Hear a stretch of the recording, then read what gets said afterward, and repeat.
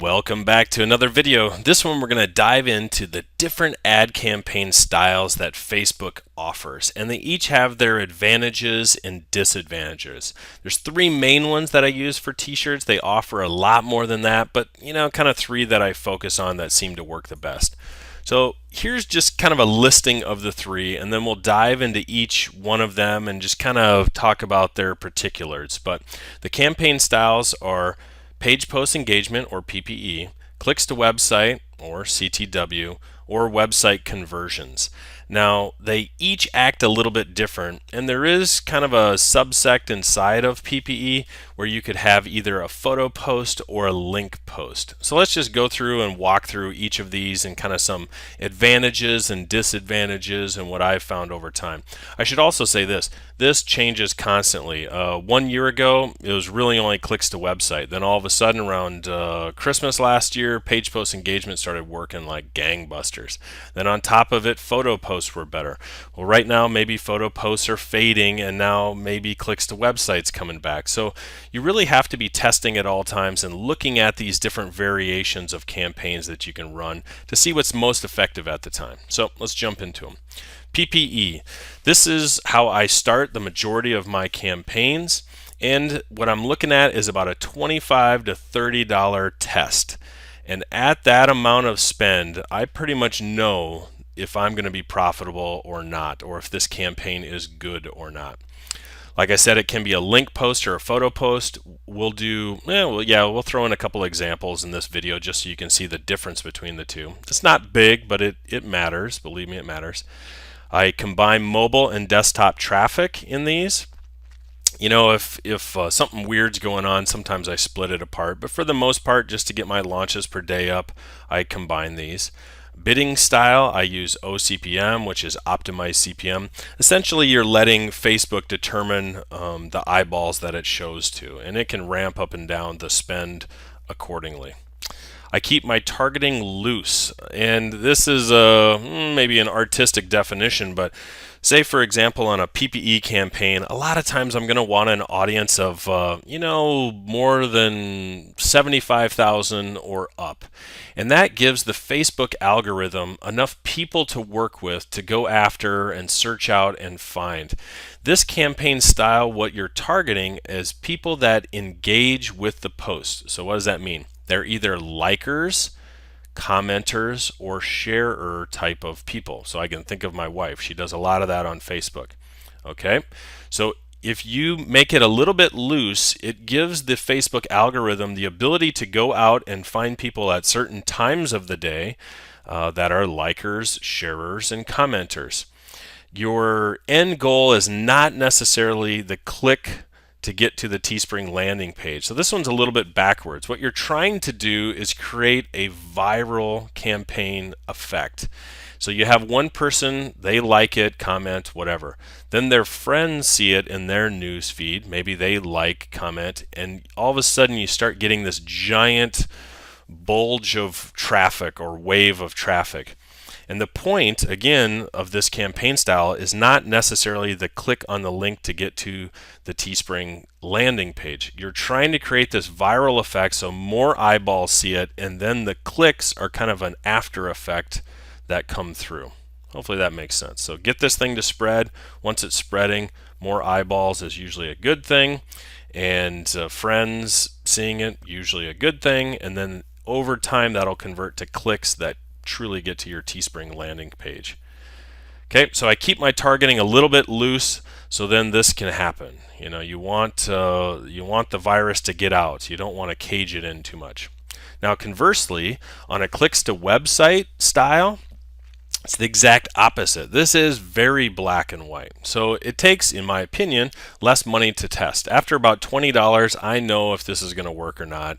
Very black and white. So I combine my mobile and desktop traffic on this as well. If you run any amount of Facebook traffic, you're going to pretty much figure out that about 80% of it is mobile and 20% desktop, just as a general number. But anyway, I combine them for simplicity. My bidding is OCPM, again, optimize CPM. On this one, I keep my targeting very tight. I may have audiences of 30,000 or 50,000 people. Rarely, starting out, do I want to start with a audience of, over 100,000. Unless I already know my targeting, I know it inside and out, I know the niche, I know it works. I like to keep these a lot tighter. I mean, really pen it in. And what's going to happen is the Facebook algorithm is going to go out into that pool of people, and it's going to find the ones that like to click to the actual website and try to display this to them, try to display your ad to them.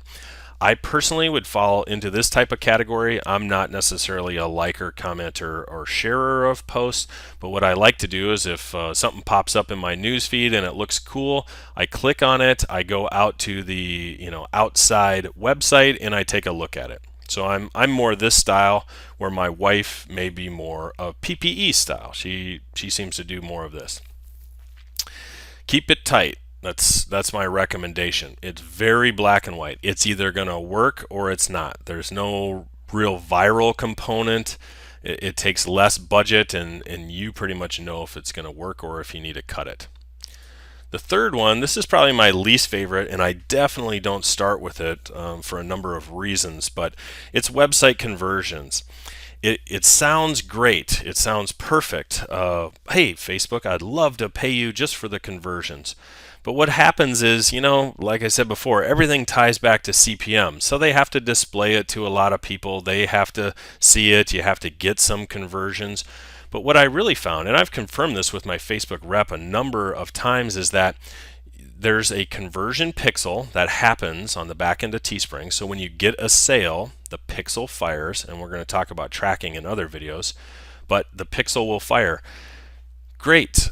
There's some serious pixel problems, and they only fire about 60-70% of the time. Well, with this campaign style, you need to train Facebook on what you want. It doesn't know. It doesn't know if it's trying to sell a t-shirt or a sticker or a car. Facebook doesn't know until these pixel hits start coming in. Then they use the algorithm it's lookalike audiences. I won't get into it too much, but it tries to find very similar people to the ones converting. So as these pixel hits come through, they go, oh, it's women 35. A few more come in. It's women, oh, it's actually 25 to 45. And they start developing a profile demographically inside their system of the type of people that this needs to be displayed to that have a better chance of converting. So what I've found is really you need to train the Facebook algorithm. You need to teach it over here before this campaign style can be effective. So I really only get this one out if I really have a hot shirt and I have a lot of pixel hits going and I know I've trained Facebook sufficiently. There you go. There's also some reporting problems with this. Conversion pixel problems lead to reporting problems. So when I run this type of campaign, all I do is look at the dollars in and dollars out. And if you looked at just your ad stats inside of Facebook, if you just looked at your ad stats inside of Facebook, they could be very wrong. So to me, this one, it's very problematic. It works like gangbusters when it works. You keep your targeting loose so Facebook can go find those people, but it takes a while to get going. It takes a while to develop, which leads to this higher test budget here. But you have to train the machine on what you want, and then over time it gets better and better and better at finding that, serving it up, and then conversions start to happen more and more. So let's go take a look at them here. This is the ad interface. Great. And if you click on create ad, it displays all the different styles that you can choose here. And the ones that I named off are page post engagement, clicks to website, and website conversions. Not really talking about page like campaigns, app installs, offer. I mean, offer claims kind of work at times, but for the most part, these are the big three, right? So if we were to click page post engagement, it'll open up, and let me cancel this. I just set up a page called I Love Arkansas. Great. Sounds like an awesome page to visit. And we'll go through step by step. I just want to display to you the difference between a link post and a photo post to round out this training session.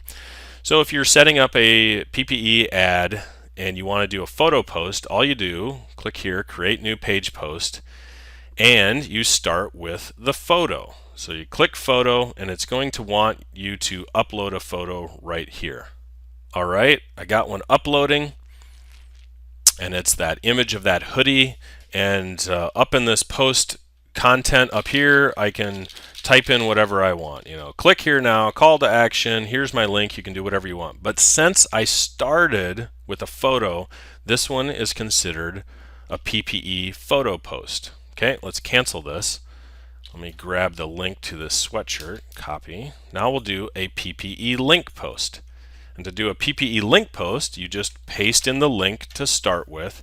It's going out and spidering this page from Teespring, and it's bringing this back. Now this is editable. We can upload a new image. We can change this text to whatever we want. You can change it here.